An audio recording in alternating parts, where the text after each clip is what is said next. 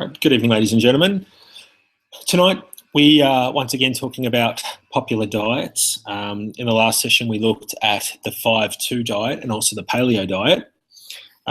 So just continuing on with that, so we can just discuss and explore a couple more. In this session today, what we're going to look at is the anti-inflammatory diet and also the Mediterranean diet. Now, these two diets are quite similar in some aspects. You will see as we go in and talk about them the similarities that they have, and also why you may choose one over the other. So we'll get straight into it now, starting with the anti-inflammatory diet. So just a little bit about inflammation first. So inflammation is the body's way of responding to an injury or an insult. It's a natural and a healthy response that aids in the healing process. So, for example, if you fall over and twist your ankle goes red and swollen and it hurts to walk on it. And your body's doing that because it wants you to stop using it so that it can actually stop and heal itself. So that that response is, just the body's way of saying, you need to take a break, let yourself rest so that we can recover. But when the body loses regulatory control, then inflammation can become chronic, and that's when it's problematic. So some of the conditions that have been associated with inflammation include allergies, arthritis, asthma, autoimmune conditions, cancer, cardiovascular disease, depression, digestive disorders, eczema, metabolic syndrome, neurodegenerative diseases, obesity, and psoriasis. Now, that's not an exhaustive list at all, but there are some pretty major conditions that a lot of people are suffering from these days, and they've all been linked back to inflammation. So what causes inflammation? Things in our diet such as processed foods and refined carbohydrates. Excess sugar is a really big one today. Too much meat, pork, poultry, eggs, and dairy. Now, I know that looks like your major food groups that a lot of people consume, but they are unfortunately all pro-inflammatory if they're consumed too regularly. Vegetable oils that are high in omega-6. So if you remember back to previous presentations, we have spoken about that omega-6 and omega-3 balance, and your omega-6s are pro-inflammatory once again. So it's really getting that balance back in there with your healthy omega-3 fatty acids. Elevated stress levels are also a big one for inflammation. Smoking, physical activity extremes, a lack of regular exercise, exercising too much and not recovering properly, and any undiagnosed medical conditions such as an allergy can cause inflammation. Now, just looking back to the exercise as well, I know because there's 3 of them there. So they're talking about either doing too much exercise, not doing any exercise at all, or exercising to the point where you're either injuring yourself or exercising too much, not recovering properly, and then exercising again. So it's putting your body under quite a lot of stress. And as we've just spoken about, elevated stress is going to be a trigger for this inflammation. And even if you're not feeling stressed, your body can still be under stressed. So key beneficial nutrients in an anti-inflammatory diet. So these are, as the title says, these are the really good things that are present in this diet and why they're actually beneficial. So firstly, you've got your omega-3 fatty acids. Now, these are mostly found in seafood, but also in small amounts in your nuts. So walnuts and flax seeds, some of your leafy greens like kale. So these omega-3s are a group of unsaturated fats that protect the body in various ways from inflammation. So really a useful addition for the diet. Fiber. Now, this is found in plant-based foods like fruit and vegetables, whole grains, legumes. It's the indigestible portion of these foods, and it's important for healthy digestion, for blood sugar balance, and also to help you manage your cholesterol. Now, there are a lot of studies out there that also confirm that there is a relationship between a high fiber diet and lower levels of inflammatory markers in your blood. Now, that's one of the markers, if you remember back to the last session, is C-reactive protein. And that's a really good indicator if you've got inflammation in your body when you go off and have a blood test done. Carotenoids. Now, these are found in carrots, in yams, squash, cantaloupe. So things like beta-carotene and your other carotenoids, these seem to significantly reduce your risk of things like inflammatory arthritis. Now, arthritis is, for those of you that don't know, a condition that is really driven by inflammation in particular joints. Vitamin K. So this is found in your leafy greens like kale and chard, Brussels sprouts, broccoli, cabbage, some seafood as well. And it's a key nutrient that helps to regulate the body's inflammatory processes. It's also a very powerful antioxidant, so it can help to reduce any oxidative stress that might be leading to that inflammation. Magnesium. Now, this is found in leafy green vegetables, nuts, seeds, legumes, whole grains. Now, this is one of the highest on the list of minerals that appear to protect against inflammation. One thing to keep in mind as well is that when you're actually stressed out, magnesium is one of the first things that is depleted from your body. So if you're not replenishing it through good foods or through supplementation, you're prone to more inflammation there because you don't have the magnesium to prevent that inflammatory process from occurring. Before we go on, one more really important aspect of an anti-inflammatory diet is also low glycemic index foods, so a low glycemic way of eating, because it's not going to cause any blood sugar spikes and crashes throughout the day. So that's really good for regulation as well and to curb any inflammation. So some of the health benefits of an anti-inflammatory diet are that it can reduce the risk of heart disease, it can prevent cancers, reduce the risk of Alzheimer's disease, it can control the symptoms of rheumatoid arthritis, and it can assist in controlling any condition that is essentially driven by inflammation. So anti-inflammatory menu ideas, obviously, once again, this is not an exhaustive list. I've just gone through and listed a couple of ideas for breakfast, lunch and dinner, just to give you an idea of the kind of foods you could be eating on an anti-inflammatory diet. And obviously, you just have to get creative and have a look at some recipe ideas for yourself. So for breakfast, you could have something like a mixed berry smoothie, or you could have a buckwheat granola. For lunch, roasted pepper and sweet potato soup, or a spinach and mushroom frittata. For dinner, you can look at a grilled salmon with stir-fried vegetables, or maybe a sweet potato black bean burger.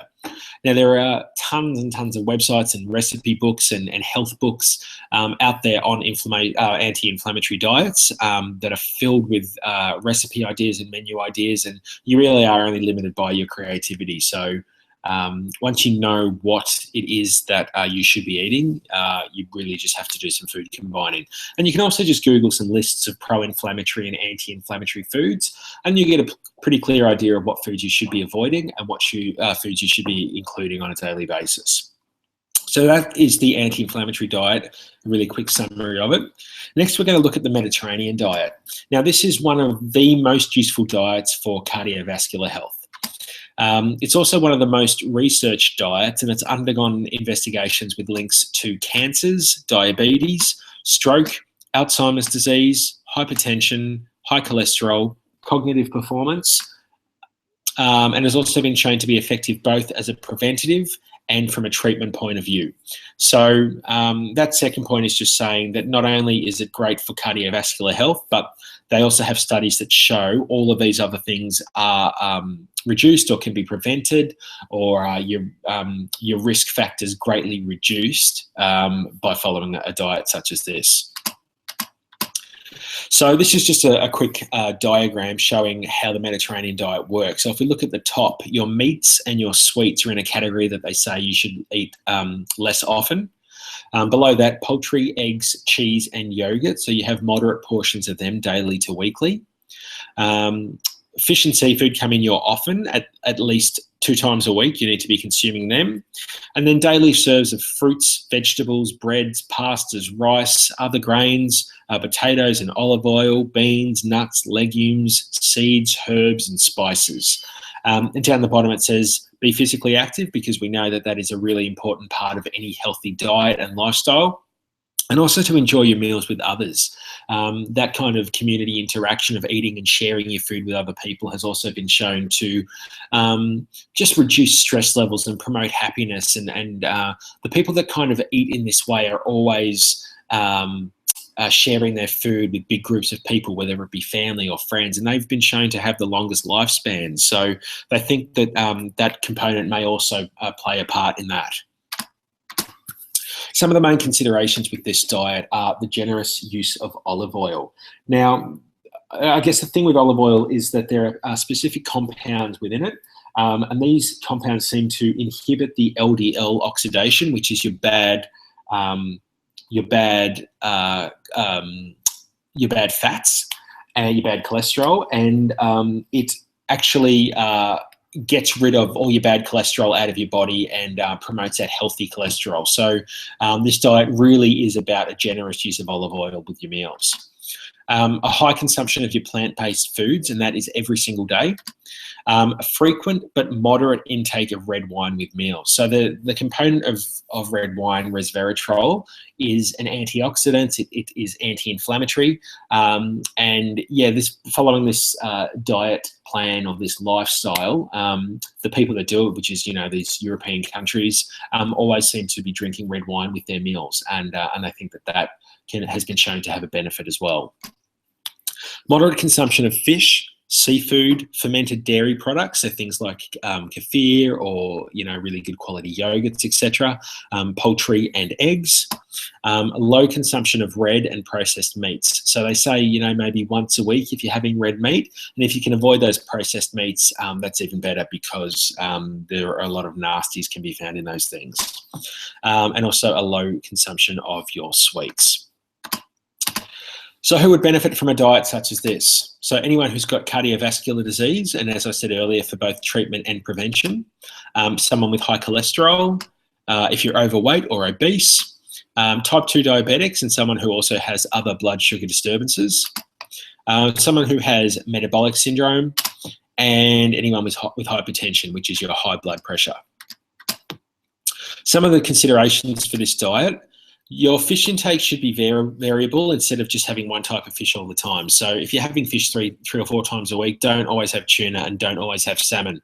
The main reason being, not only do you need the variety to kind of keep it interesting for yourself, but you're also going to reduce your risk of any kind of heavy metal exposure if you're varying the types of fish that you're eating as well. So that's a really important point to consider there. Your fruits and vegetables, where possible, should be fresh rather than frozen. So I know that they go to a lot of effort to preserve the frozen vegetables as best as they can, but nothing really is going to beat eating the fruit or vegetable when it is quite fresh. Now, portion control is still really important. You're going to need to watch your calorie intake if you're snacking on nuts and seeds, because although they do contain a healthy kind of fat, it is still fat and it is high in calories. So you might find yourself putting on unwanted weight if you're choosing to snack on these things. So portion control is important, and also just really being considerate about the type of snacks that you are consuming. Your liver health is still an important aspect, and due to the alcohol intake, you need to really watch this. Now, the research has really focused on red wine above any other forms of alcohol, so you can't just go out there and substitute the wine for a beer, because the studies out there do not support that is of benefit. It only does really focus on the red wine. So really important that it is just still consumed in moderation and with meals. But if you do have any liver-related issues, or you have a problem with alcohol, then you should be avoiding it or limiting it as best as you can. So conclusions about these two diets that we've just spoken about. We know that there are many triggers for inflammation in the body, as we've discussed. Both diets are effective ways to reduce that inflammation and return the body to a healthy state as best as we can. If meat consumption is hard for you to give up, then the Mediterranean diet would be an easier diet plan to follow, rather than the anti-inflammatory diet, because that really does just focus on seafood as your main source of meat and doesn't really include things like eggs and chicken and red meat, etc. So the Mediterranean diet might be more up your alley if that might be too hard for you to give up. Now, both diets have a lot of research linked to them which show extended lifespans when followed correctly. So a really popular diet to be prescribed if you're kind of going to see a natural health professional, just to kind of improve your general quality of life. If you don't really have any I guess, pressing medical conditions that you need addressed, and you're just kind of going in there and saying, what is the best diet for me to follow? An anti-inflammatory diet or a Mediterranean diet are always popular choices and recommendations. That said, even if you are going to see someone and you do have any of the conditions that we've spoken about tonight, these diets are really effective, both as treatment to kind of prevent things from getting worse and also to improve on symptoms that are already there. As with any sort of diet, balance is still key. So you need to be still eating things in moderation. You can't just focus on one food group, or one vegetable or one or two different vegetables. You really do need to be mixing it up to make sure you're getting as broad a range as possible and as many nutrients as you can in your diet. And as always, never start on a new diet without first consulting a healthcare professional. Just really important to talk about your individual healthcare concerns, what your expectations are with any diet as well. So really good to get some solid quality advice from somebody who knows what they're talking about. And that can also help guide you through it if you're struggling with recipe ideas, things like that. They're a great resource for you to tap into and pick their brain as well. So that's all on these two diets for this evening. I think next time we will be back with the last two diets in this series of popular diets out there at the moment. And hopefully you have learnt a few things and are a bit more knowledgeable about some of these popular diets that are out there at the moment. So thank you very much, and I shall see you next time.